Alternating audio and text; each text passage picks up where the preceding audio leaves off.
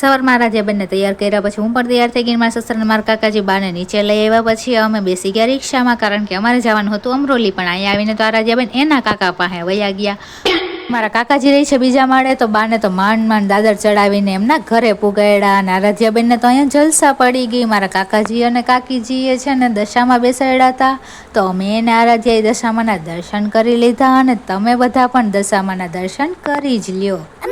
પછી અમારે પૂરી બનાવવાની હતી, તો જોઈ લો અમે તો પૂરી બનાવતા હતા, પણ હારોહાર અમારા આરાધ્યાબેન પણ પૂરી બનાવતા હતા. અને બસ પછી બધું કામ તો થઈ ગયું હતું. અને મને અહીંયા પણ હિંચકો મળી ગયો હતો, તો મેં થોડીક વાર હિંચકી લીધું ને આરાધ્યાબેન અને દાદાએ થોડીક વાર મસ્તી કરી. ત્યાં તો આરતી બોલવાનો ટાઈમ થઈ ગયો હતો, તો બધી બાઈઓ આરતી ગાઈ, દશામાનો થાળ ગાયો. ત્યારબાદ ગોયણી જમવા બેસી ગઈ અને અમે પણ જમી લીધું. અને પછી અમે ચા પી લીધું. અમારા વડીલો બધા બેસીને વાતો કરતા હતા, પણ અમારી બચ્ચા બાલડી જોઈ લે લૂડો રમે છે. અને તમને આજનો વિડીયો સારો લાગ્યો હોય તો ચેનલને લાઈક, શેર અને સબસ્ક્રાઈબ કરી દેજો. અને કમેન્ટમાં જય દશામાં લખી દેજો.